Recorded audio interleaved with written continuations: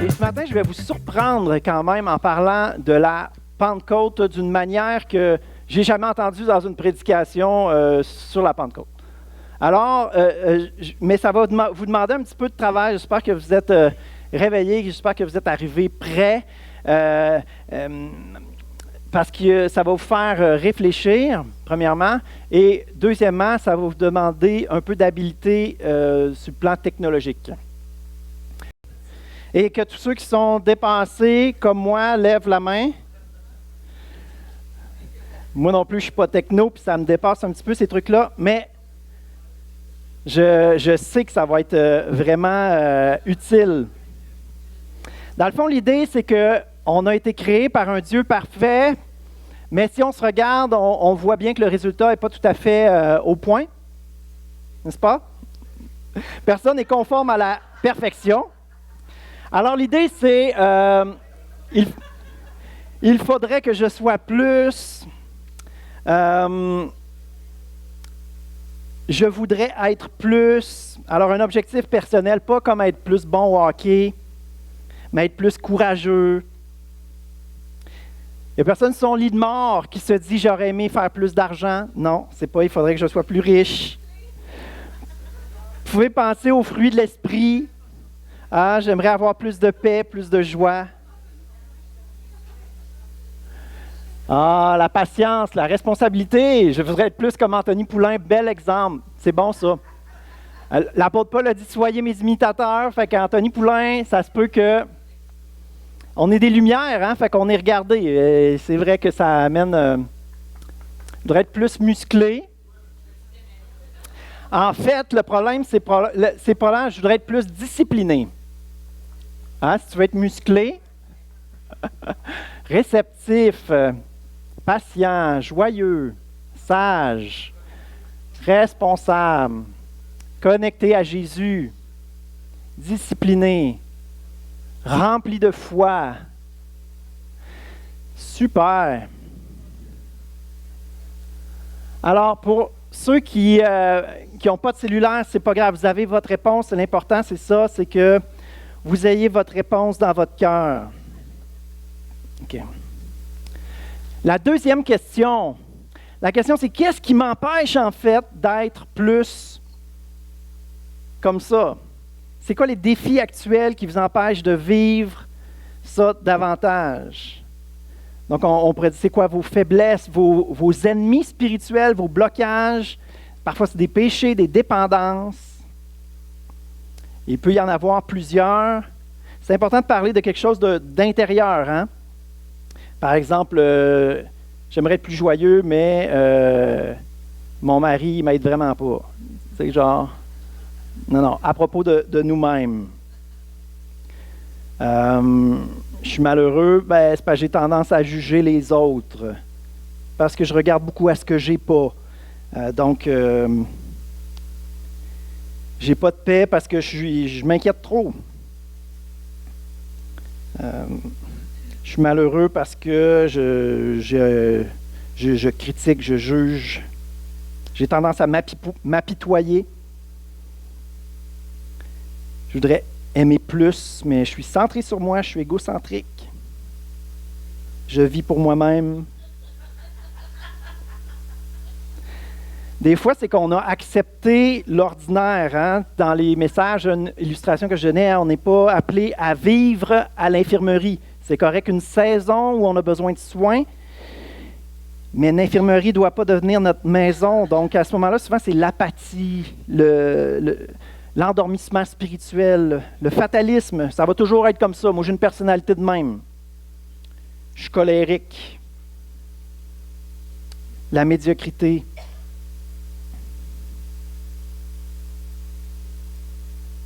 Good. Donc, vous avez ciblé un objectif. Vous avez ciblé un blocage à surmonter. C'est bon?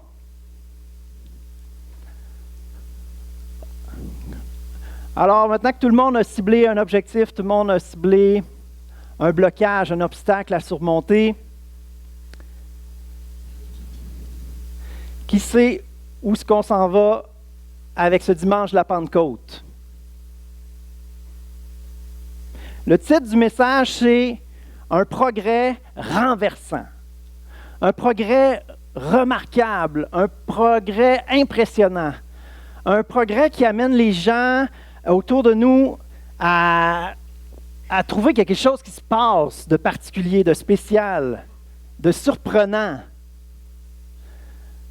On en a des ados où on voit des changements surprenants. Je pense à une en particulier qui ne parlait pas, puis qui dégage une lumière, qui dégage de la joie, de l'amour. Le Seigneur il en fait des choses extraordinaires. C'est beau de voir des gens grandir. On dit souvent ça avec les enfants. Ah, c'est beau de les voir grandir. Oui, mais on est tous des enfants de Dieu. Et peu importe notre âge, Dieu il a ça dans le cœur de dire « C'est beau de les voir grandir ». Et c'est ça le but ce matin, de nous amener à réaliser comment Dieu veut nous voir grandir, puis qu'il trouve ça beau de nous voir grandir, et qui met à notre disposition une ressource extraordinaire pour nous propulser dans le progrès, pour vivre des progrès surprenants, des progrès renversants. Il y a un propulseur de changement extraordinaire auquel Dieu a pourvu pour nous soutenir, pour nous aider, pour nous propulser dans tous ces bons objectifs que Dieu peut nous mettre à cœur. Je vais vous donner des illustrations de quelque chose qui propulse le changement. Par exemple, quelqu'un dont son objectif est d'accoucher. Ça ne se passe pas toujours facilement. On a une image de ça. L'accouchement, c'est parfois plein de difficile, c'est compliqué. Je suis infirmier, je prends souvent des exemples de la biologie humaine. Et parfois, ça bloque, ça ne passe pas, ça ne fonctionne pas. On a déjà vécu ça, Priscille et moi. Il y en a une, là, ça ne fonctionnait pas, elle était bloquée là. Il y avait une membrane, là, ça ne passait pas. Et là, le médecin dit je pourrais revenir dans 2 heures où on pourrait donner l'ocytocine tout de suite. Là, le regard d'infirmier, l'époux. Je pense que ce serait bon de l'essayer tout de suite. 2h30 là, de plus, là, ça aurait été intense. Fait que l'ocytocine, parfait, on va essayer ça. Mets ça dans la perfusion. Et ma femme de dire voyons, qu'est-ce qui se passe? Elle avait donné une petite dose minimale, mais l'ocytocine, ça a comme les contractions, là, ça. Et l'objectif, c'est d'accoucher. Le blocage, il y en avait un, mais il y a eu cette puissance-là qui est arrivée et l'objectif a été atteint. OK, il y en a qui ne s'identifient pas trop à cette situation-là. J'ai une autre illustration. Si l'objectif, c'est de faire de la vitesse, j'ai fait mes recherches et dans le moteur, il y a... Attendez un peu, il faut que je lise. En injectant du nitro dans le moteur, on augmente la teneur en oxygène du mélange air-carburant, ce qui permet au carburant de brûler plus rapidement et plus complètement, augmentant ainsi la puissance du moteur.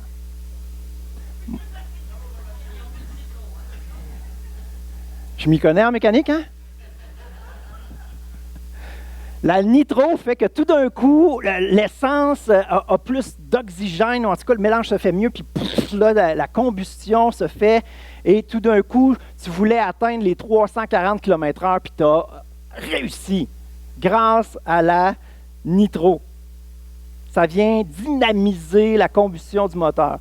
Pouvez-vous vous imaginer que vous, là, nous, en tant que chrétiens, on puisse avoir des objectifs, puis qu'il y ait de l'ocytocine, de la nitro ou je ne sais pas trop quoi, une puissance, quelque chose qui fait que, paf, on peut les atteindre de façon surnaturelle. Est-ce que j'y vais fort avec mon ocytocine puis ma nitro ce matin? Pas du tout. Acte 1.8 dit « Vous recevrez de la dynamite. Lorsque le Saint-Esprit viendra sur vous et vous serez mes témoins à Jérusalem, dans toute la Judée, dans la Samarie et jusqu'aux extrémités de la terre. » J'ai-tu dit de la dynamite ou une puissance? Pareil. Le mot puissance en grec, c'est dynamis. qui a découlé, on a utilisé ce mot-là pour dynamite. Vous recevrez une puissance, le Saint-Esprit survenant sur vous. Quand on a posé la question, c'est quoi votre objectif? Est-ce qu'il y en a qui ont dit, j'aimerais témoigner, être avec plus de conviction, un témoignage plus percutant? Peut-être qu'il y en a qui ont mis, j'aimerais avoir plus de courage, puis c'est ça l'idée qu'il y avait derrière la tête, de pouvoir aller parler aux gens. Alors, si personne n'a mis le mot témoigner, est-ce que ça veut dire qu'on peut arrêter la réunion tout de suite, puis que la puissance, bon, malheureusement, ça c'est pour témoigner, donc nos objectifs n'ont aucun rapport avec la Pentecôte ce matin? Pas du tout. Revenons au verset. Vous recevrez une puissance lorsque le Saint-Esprit viendra sur vous, et vous témoignerez à n'importe qui que vous croisez sur le trottoir. Vous allez parler tout de suite, être capable d'expliquer l'Évangile en 15 secondes de façon claire, éclatante, percutante. Tout le monde va saisir tout de suite le message. Est-ce que c'est ça qui est écrit? Non.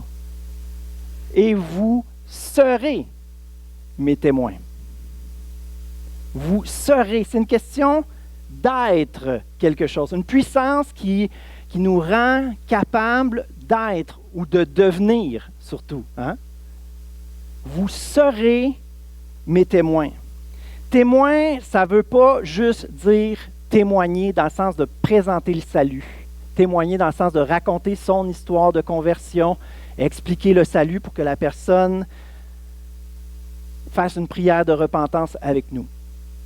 C'est une puissance qui, certainement, peut aider à ça. C'est une application littérale, disons, de ce que c'est de témoigner. Mais être un témoin, c'est plus, c'est beaucoup d'autres choses que ça. Et là, peut-être que quelqu'un pense à ce texte dans 2 Timothée 4, 2, où Paul dit « Prêche la parole, insiste en toute occasion, qu'elle soit favorable ou non. » Mais Paul dit ça à Timothée, un évangéliste, évêque dans sa région à Éphèse, où l'apôtre Paul dit « Go Timothée, il faut que tu le fasses, courage, il faut que tu prêches en toute occasion, favorable ou non. Tu es l'évêque, tu es l'évangéliste que Dieu a appointé là, fais-le. » C'est une directive à Timothée particulière que quelqu'un qui a une vie, des dons semblables à Timothée pourrait très bien s'approprier pour sa vie. Effectivement, mais c'est bien balancé par le texte dans 1 Pierre 3,15, où là, c'est une lettre universelle, ce n'est pas une lettre dirigée à une personne, mais c'est une lettre dirigée à l'Église, où il est écrit « Reconnaissez, honorez dans vos cœurs le Christ comme Seigneur. Tenez-vous toujours prêts à vous défendre face à tous ceux qui vous demandent de rendre compte de l'espérance qui est en vous. » Dans le cas de Timothée, c'est en toute occasion, favorable ou non, go, go, go, go, go, évangélise, prêche. Et dans l'autre situation, c'est à quiconque vous demande raison. Mais pourquoi c'est faire que le monde nous demanderait raison de quelque chose? Ils vont nous demander de raison de quelque chose s'ils voient quelque chose. Et qu'est-ce qu'ils vont pouvoir voir, justement, qui va faire qu'ils vont vouloir poser une question? Pour qu'ils demandent une question sur Dieu, sur les réalités spirituelles, sur notre espérance, le fait qu'on sait qu'on s'en va au ciel, dans la présence de Dieu. Ils vont nous poser des questions par rapport à Dieu s'ils voient Dieu à l'œuvre dans notre vie. Un témoin, c'est ça, c'est quelqu'un en qui Dieu agit. Un témoin, ce n'est pas juste quelqu'un qui parle. Au palais de justice, on utilise le mot témoin pour quelqu'un qui parle. Il s'en va à la barre et il va devoir raconter qu'est-ce qu'il a vu. Toutefois, on utilise le même mot témoin. Il y avait une image, mais c'est pas grave, voici à l'autre image d'un mot qu'on utilise pour... on utilise le mot témoin pour parler d'un témoin lumineux. Si vous faites un vol en avion la nuit, vous serez très, très, très heureux qu'on ait pensé à mettre des témoins lumineux de chaque côté de la piste d'atterrissage.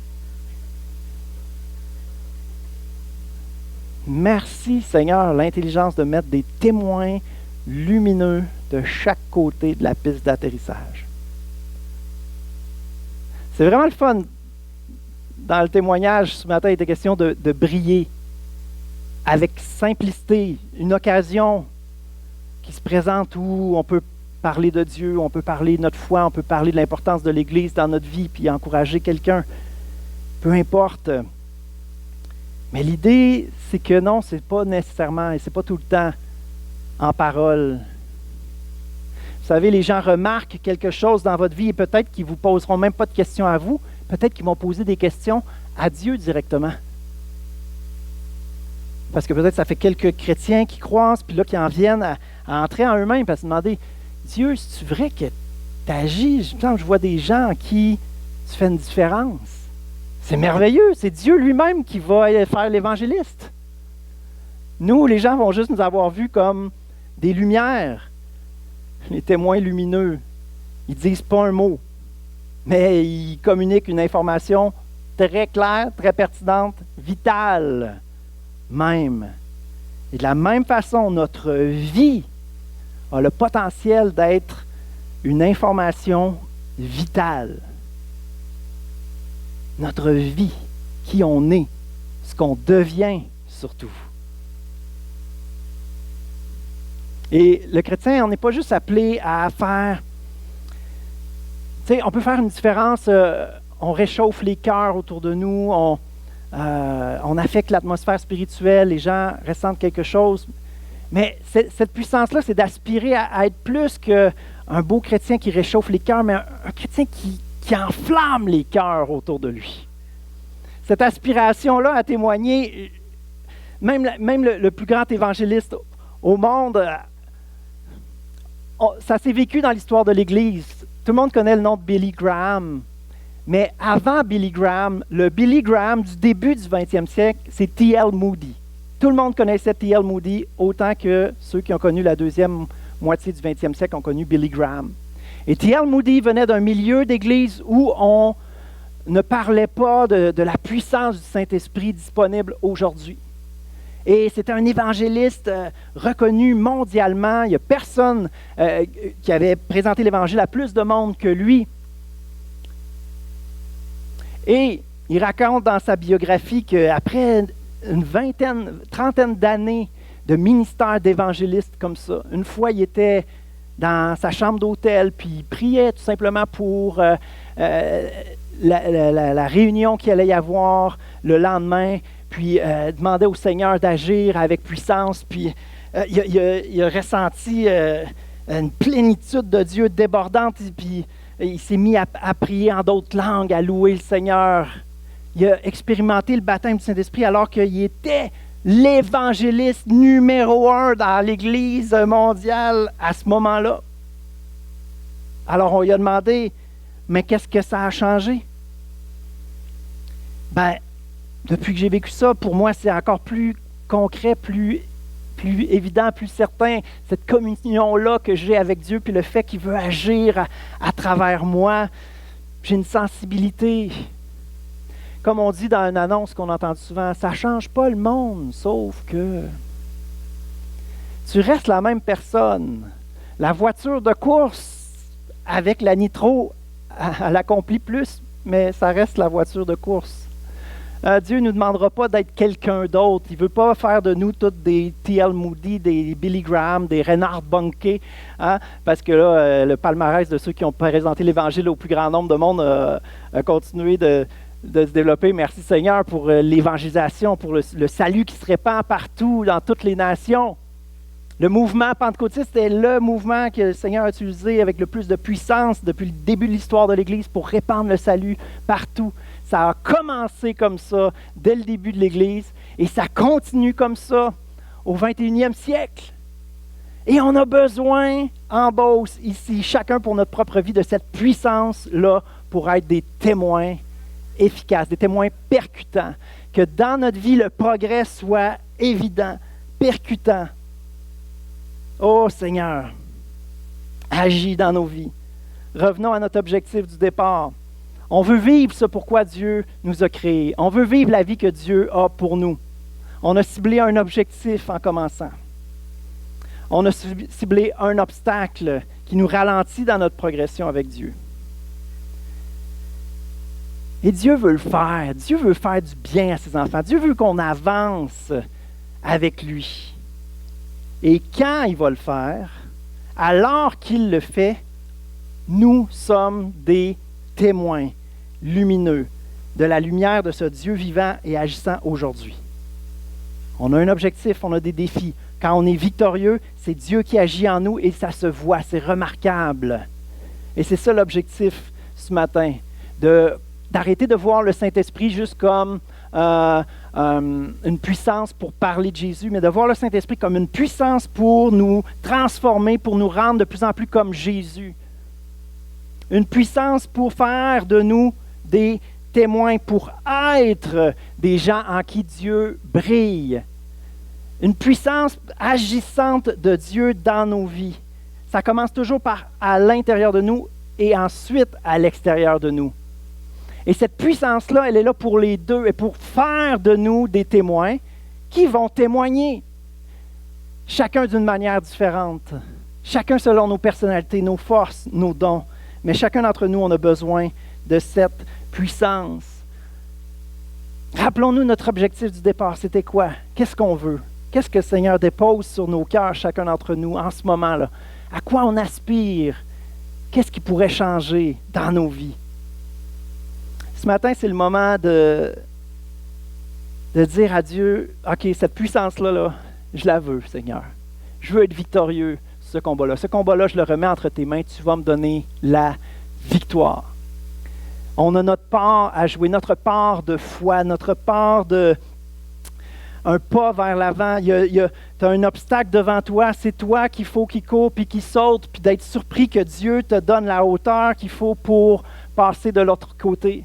Il y a cet élément de foi. Dieu me donne une puissance pour être victorieux, une puissance pour être transformé, pour devenir de plus en plus comme Jésus, une puissance agissante à l'intérieur de moi. Dieu va nous donner des victoires ce matin. S'il y en a qui sont là, Dieu va nous donner des victoires ce matin. Dès ce matin, puis dans les prochains jours, dans les prochaines semaines, l'objectif que Dieu a mis sur votre cœur va se réaliser. Parce qu'on saisit qu'on a une puissance insoupçonnée, inespérée, une puissance extraordinaire que Dieu met à la disposition de ses enfants pour être victorieux. Alléluia. Dans le psaume 18-30, il y a cette déclaration-là qu'il faut que des serviteurs, des servantes de Dieu, il faut qu'on ait ce genre de prière-là dans le cœur. Avec toi, Seigneur, je prends d'assaut une muraille. Grâce à toi, mon Dieu, je franchis un rempart. Ça, c'était la deuxième question. C'est quoi votre obstacle? C'est quoi votre muraille? C'est quoi votre rempart? C'est quoi votre blocage? C'est quoi votre montagne insurmontable? C'est quoi votre géant auquel vous vous êtes buté depuis le début de votre vie chrétienne? Il est où le bobo? Il est où la chaîne qui a besoin d'être brisée? Il est où le blocage? Qu'est-ce qui a besoin d'être guéri? Et Seigneur, ce matin, je te prie d'implanter dans nos cœurs une foi, un zèle, une violence, Seigneur, pour aller chercher les victoires que tu veux pour nous. On parle d'une guerre spirituelle. Les victoires se gagnent alors que l'âme le veut pour vrai. Est-ce qu'on a soif? Je vais revenir sur ce verset-là. Est-ce qu'on a soif? Est-ce qu'on le veut? Est-ce qu'on le désire? Dieu ne le fera pas par magie pour nous si on reste assis, les bras croisés, à attendre que ça se fasse. J'aimerais qu'on se lève ce matin. Les musiciens, je vous demanderais de vous approcher. Alléluia. Est-ce qu'on peut prier ensemble ce matin, élever la voix? Je dis, Seigneur, mes géants sont rien pour toi, mes montagnes sont rien pour toi, Seigneur. Et je ne veux pas vivre une vie chrétienne stagnante. Je ne veux pas vivre une vie chrétienne sur le cruise control, Seigneur. Je sais que tu veux plus pour moi. Je sais que tu veux vraiment que je devienne comme Jésus. Je sais que tu veux que je progresse de gloire en gloire, Seigneur. Mais tu connais mes blocages, tu connais mes obstacles, mes faiblesses, Seigneur. Et je me sens bloqué. Seigneur, j'ai besoin de ta puissance. Je viens chercher ta puissance, Seigneur, pour être victorieux, pour être transformé par toi. Alléluia. Avec toi, je prends d'assaut cette muraille ce matin. Avec toi, mon Dieu, je franchis ce rempart-là qui est devant moi. Seigneur, je veux te voir agir dans ma vie, manifester ta puissance. Saint-Esprit, t'habites en moi. Les mauvais désirs qu'il y a en moi ne sont rien face à ta puissance. Seigneur, c'est terminé. C'est terminé de vivre pour moi-même. C'est terminé de vivre par mes propres forces. C'est terminé de vivre une vie chrétienne sèche. Oh Jésus. Alléluia. Présentons devant lui avec humilité ce matin. Juste, Seigneur, même si mes actions sont bonnes, même si les gens pensent que je suis un bon chrétien, Seigneur, toi, tu vois mes pensées, tu vois mes combats, tu vois mes émotions négatives tout le temps, Seigneur, puis je lutte pour rester debout, pour avoir l'air d'un bon chrétien. Seigneur, c'est terminé. Le combat ne se vivra pas seulement au niveau de mes comportements, mais dans mes pensées.